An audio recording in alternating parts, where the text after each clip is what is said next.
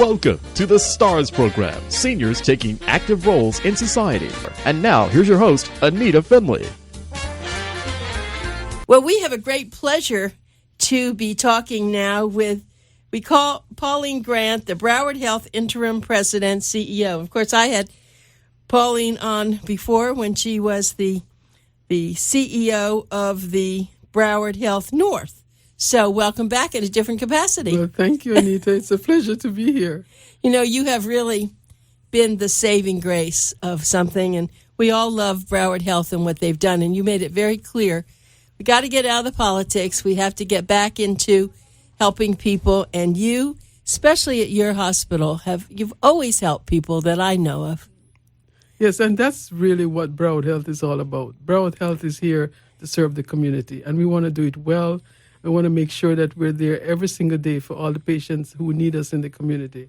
And so at Broward Health North, which is a hospital, one of the 4 hospitals in Broward Health, that's been our mantra, that we really feel it's important, it's our duty to take care of all the patients who come to us and to make sure we communicate well with their families. And that's what we do at all our hospitals. So in spite of all what's been going on, it's important that we stay focused on what our mission is. Our mission is to provide quality health care to all the people we serve, supporting our employees and our physicians. Not just some of the people, but all the people. And that's what we want to do every single day at Broward Health. Okay, so tell everybody, let's start at the beginning. Where did you come from and how did you get into the health business? Oh, it's been a long time. I mean, I'm originally from Jamaica, and I came here in 1978. And when I came here first, I had finished my undergraduate degree at the University of the West Indies. I have an undergraduate degree in chemistry and biochemistry. I have a Master of Science from the University of the West Indies. And I came here because I wanted to do my MBA. So I migrated here, left my 3-year-old daughter with my mother. And she took care of her, and I would go down intermittently. And she took care of her until she was 6 years old. And during that time, I did my MBA at Nova Southeastern University. And my very first job was at what was the Bennett Community Hospital. And I started out as a diet tech. In those days, we didn't have computers or tablets where we could get the menu for the patients. We had like paper. And I would go up and I would talk to the patients and talk to them about their special diets and talk to them about if they were on a low-salt diet or diabetic diet, and really get to know and understand the patients and work with the patients, because I was more qualified than being a diet tech, but I had to start somewhere. And then I worked there for about 9 months, and then I went to the Department of Health and worked there in the WIC program, Women, Infants and Children program. And then I went and worked with the Seminole Tribe of Florida for about 10 years. Really? Yes, I worked with the Seminole Tribe for 10 years. I ended up, I started out running their nutrition program, and then I was their health planner. So I interfaced with the Indian Health Services, wrote their grants. I went to the reservation every week. I went to Brighton and Big Cypress Reservation. I mean, it was a wonderful experience. And then after about 10 years there, I went to the working with the county, running their primary care clinics. And then it was 1993 it was, that the Broward Health and the North Broward Hospital District contracted with Broward County government to take over all the primary care clinics. And so I came over to the Broward Health as an employee, as director of primary care, running the clinics. At that time, we had 2 clinics, and then we took over pediatric. Then we built 7th Avenue Family Health Center. And then in 2003, I was promoted to CEO of Broward Health North. I'm overwhelmed. I mean, this is so great. We talk now about women and how powerful they are, but a lot of times we don't go back to when they started. We just see where they are and how they got there. That was a big travel. First of all, you were very brave to leave your little child, but you knew that you could make a better life if you got more education. Absolutely. And so what is she doing? It was a girl. My oldest daughter, her name is Aisha. She's married. She lives in New York. She's a science teacher. She has 2 children, Cameron and Christian. They're 13 and 8. And then my youngest daughter, she's a pediatrician. She is in Seattle. She went to Duke Med School. Then she went to Seattle for residency. She's now chief resident, and then she's going to be doing a fellowship in endocrinology. Absolutely So those are my amazing. two girls. Yeah. And so it did pay off. And then I did it as a single mother. Is that right? That is correct. See, so you can really understand people who are working and what they're trying to do, especially women. And I always say, those days were there were some days were difficult, but you just have to just keep going. Just put one foot in front of the other and just keep going and do the absolute best that you can do. And to do it with love, because Yes. you've always had kind of love in your eyes. When you're with someone, you can see it. And Yeah. your daughters got that love. And, of course, your mother gave your daughter the love while you weren't there. Absolutely. Is your mom still around? So she passed away about in 2010. She passed away. Yeah, Yes, it's when we loved our mother. I loved my Yeah, mother also, and my they're always parents- with us. My parents passed away 10 months. My father passed away first, and then my mother passed away about 9 months later, same year. But you got the love and you Yes, got the yeah. inspiration, I'm sure. Yeah. Well, so here you are. I mean, so you worked your way up. I wanted to go back to the Seminole Indians. I remember when I was getting my degree, one of the classes, I chose to find out more about the Seminole Indians, the Seminole Tribe. And so I went out when Southwest 8th Street was not what it's like now, way out west. And I went to a lot of their reservations. And I was always amazed at them. Here they were sitting out underneath the chickees, and they were working on sewing those beautiful little garments. But they had their TVs and they had treadle. They were using treadle sewing machines, Right. but yet they had their TVs. Yeah. But I was so impressed with them and what they see. They also had a hard life, and yet they stuck to what they believed in. Yes, and many of them stuck to the tradition, and they really, they're very proud people, and they've done very well over the years. And I'm because, glad now they've that done they- very well from an economic standpoint. They have, they started out with the cigarette shops, and then they went to bingo, and then it became gaming, and then you have the Hard Rock Cafe, Hard Rock Hotel, and and so they've done very well, and They're national. They're everywhere. and they've taken care of their people. They Yes. really have. They Yes. have taken care of their people.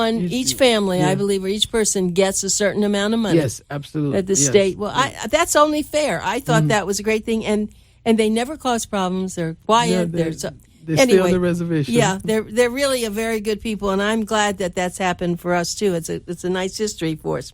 Okay, so now you find yourself in a position where when they came to you because there was a void for people since Dr. El Sanati passed away.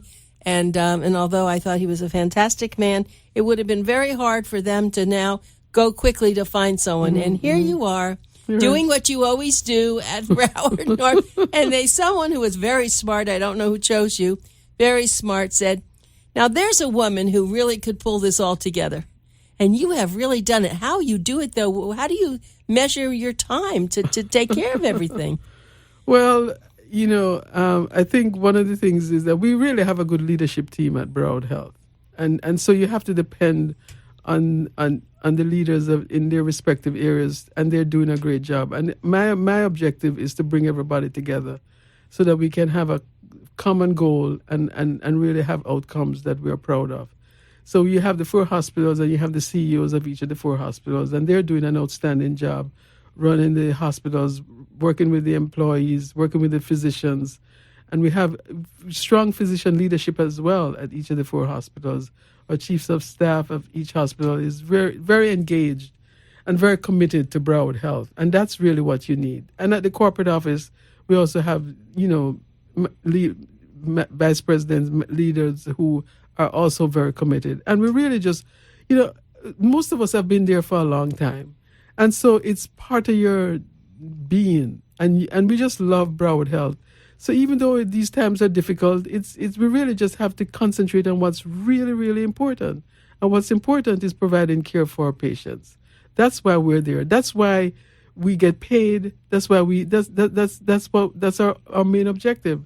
And so if all of us can work together to do that and working with the support of the board, then, I think we'll get through this. We'll get to the other side. Yeah, well, I see that happening now already under your leadership. But the thing that bothers me is that it's an interim part for you. And why is that? Interim because, I feel that the board made a decision to hire a search company to start looking for a CEO. And I think I don't have the number of years left to work to be fair. I think we need a new CEO that's going to be there for a while, so who can really, solidly rebuild, continue to expand and build on what's there at Broward Health. So I'm okay serving as interim. It's fine. I mean, I feel honored that they asked me to step up and serve, and I'll do this as long as they take to find us, and as long as they'll have me. Well, I'm sure they will have you. And this is Pauline Grant, and she is the Broward Health Interim President, CEO. And for those of you who've known her, of course, she's been at the Broward Health North. But this is a great thing that's happened to Pauline, I think, as well as to Broward Health, because you have been there. And it's a great, I think, people who are chosen from within the system when there's troubled times does much better because you understand the whole system, right, Yeah.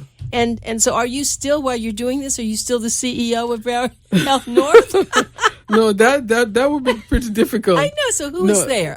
Robert Bugg, who is our CFO, he's now the acting CEO at North, and he's doing a fine job. We work together at Broward Health North. We had a team that we had worked together for 10, 12 years. So we knew each other. We were a well-oiled machine, and we have managers who really do an outstanding job. So Robert is the CFO. No, he's the interim CEO at North. Now, the very special part about the Broward Health North is that you're in the process of having major new construction, but also we have a brain institute that Dr. Todd has been so wonderful about with Alzheimer's. Yeah, we are in the process of doing major construction at Broward Health North. We're getting a brand new emergency room, with 52 treatment areas, almost double the size of what we have now. And then on the second floor, so this is all new construction. On the second floor of the emergency room, we'll be building 6 new ORs. Our surgeons are really excited about that because it's going to open up more capacity and be more efficient. They'll have more block times because we do a lot of surgeries that take a long time, like spine surgery, brain surgery, joint replacements that take a long time. So, the more ORs we have, the more efficient the surgeons can be. So the ER should be opening in October, and the OR should be opening like about 2 months before that. So during the summer, by the end of the summer, we should have both, fully operational. In addition to that, we have a new central energy plant, which is what's going to power the hospital. Because we needed that because to add more square footage, we needed more power. So we have a brand new central energy plant with generators, etc. That's going to really be high tech and highly functional. So it's the infrastructure that you've had to catch up. Because how old is the hospital? We've been there since 1961. Yeah, it's hard to believe. That's about 50 some odd years. Yes. They said that when the hospital was built, I-95 did not pass. Wasn't built. Oh, really? That's what they said. Oh, I was just going to tell people, as you're driving on I-95 and you see you're coming from Boca and you're going south, you'll see it on the left side. It's Sample Road. Is pretty much where it is. Yeah. And so look at the hospital. It's going to all look different, though. It's going to all look different. It's going to be exciting. It is. And, of course, I'd like to just take 1 second and talk about Dr. Todd and talk about the Brain Center. Yeah, well, we have the Memory Disorder Center. Dr. Todd, was the medical director, and we have a grant from the state that helps to support the Memory Disorder Center. And what we do is that we have patients who come to us who are suspected of having dementia or Alzheimer's, and they go through a diagnosis process where they are screened by the physician, and they're also neuropsychologists, and then the determination is made whether they have Alzheimer's or not. Then they are treated as well. And then, but what's important is that we have a support group for the caretakers. So we have support groups that we have scheduled throughout the year, where we have during the daytime, and then we also have at nighttime as well in the evenings, so that the children who work or the caregivers who work, they make it more convenient. And we have all kinds of support, anything that's needed. And what's interesting is that we will pay for the caregivers to come to these sessions. We will pay for them, but if they need a ride, like taxis, we provide them a meal. So I mean, we make it so convenient, because it's a very debilitating disease to have Alzheimer's, because your loved one, you're not able to communicate as well, and you see them really get worse. So the caregivers is very stressful. So we do that. Well, since we were talking about mothers, I took my mother there and I didn't call it the Memory Disorder Center because she wouldn't like it. I call it the Memory Center. Memory Center. And I said, Mom, we're going to help your memory. So I took her there, and I was there for her. We did all that you said, and then for about 3 or 4 months, and then they started giving her treatment. She wound up with Alzheimer's of the Lewy body type. But the center was great, and your people there were very kind, and it really helped a lot. So I'm very aware of the good you do there, but now you're expanding to a whole new bridge here. Yeah, one of the things that we want to do, and working with the Broward Health Foundation, is really have a Neuroscience Center, where we would relocate the Memory Center to the front of the hospital and have all the services together. We'd have the Memory Center, plus we want to go off into, other neurological problems like headaches or sleep center, so we would have like a really comprehensive approach to so that everything is under one roof, and we have all our physicians together and all the services together, so that easy access and better support, provide support for the community. It's excellent, because the brain is the most. Now we have had so much work done on the brain. And then also, when you think about the other thing that Broward Health North is well known for is our stroke program. We're a comprehensive stroke center.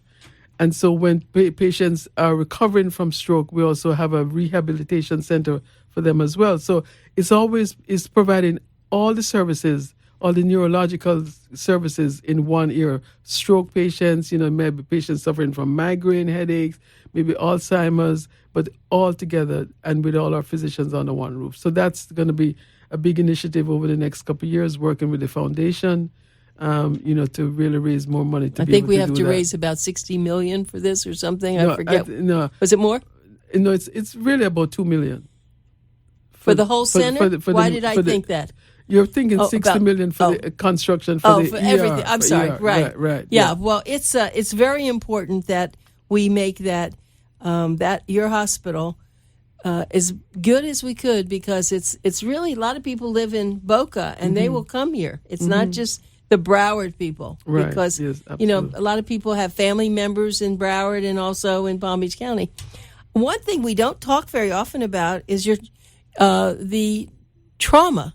You are a trauma hospital. What does that really mean? We actually have 2 trauma hospitals. We have Broward Health Medical Center down in Fort Lauderdale. That's a level 1 trauma, and Broward Health North is a level 2 trauma. So the difference is that to be a trauma center, you have to be able. You have trauma surgeons who are available 24/7 in case there's a trauma, and a trauma would be a motor vehicle accident, stabbing, shooting, anything that needs immediate care.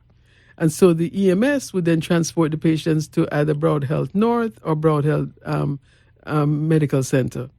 And the difference between the two is that at North, we take care of all the adult traumas. So all the adult traumas from the Palm Beach County line down to Commercial Boulevard, from the beach to the Everglades. And at Medical Center, Broward Health Medical Center, they take care of adult traumas as well as pediatric trauma. Now, in addition to that, getting patients from EMS, we also get patients via helicopter.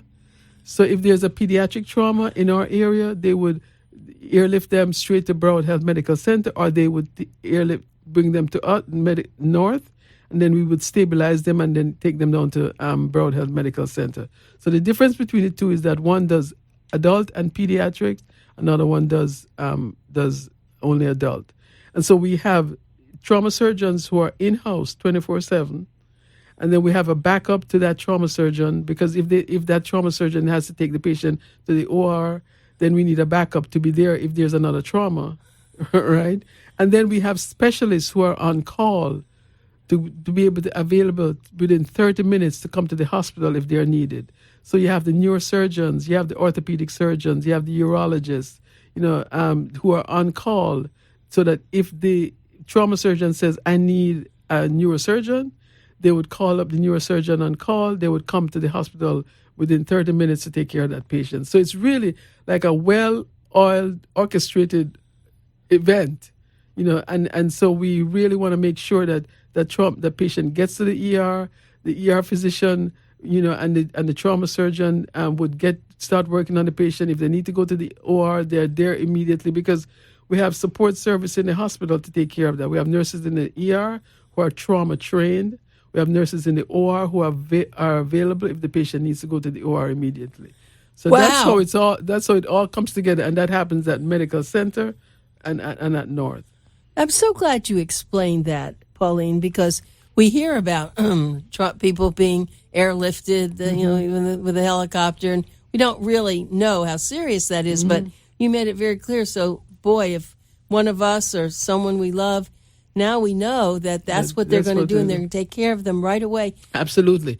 And so it doesn't matter what day they are, what time of day it is. The trauma surgeons are there 24/7.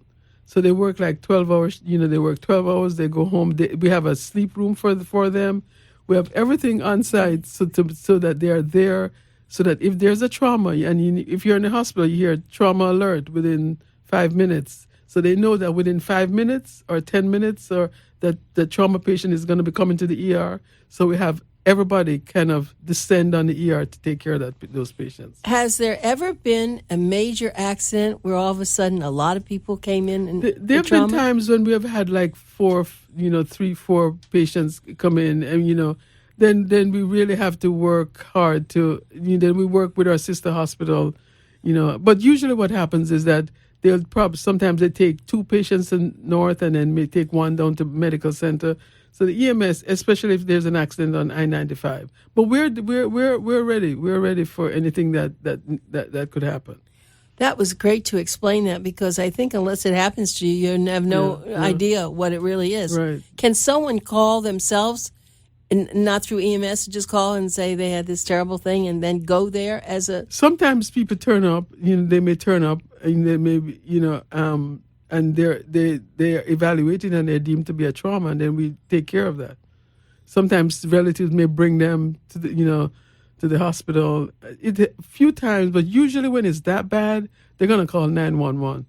Right. Yeah, that's right, and get help. Yeah. So everyone, I hope that you're really appreciating what Pauline Grant is doing. I mean, that means that every hospital has a CEO. They have their physicians, they have their staff, they have, of course, the patients come in, and Pauline, and she says it's interim because she's been there many, many years. How many years have you been now working with Broward Health?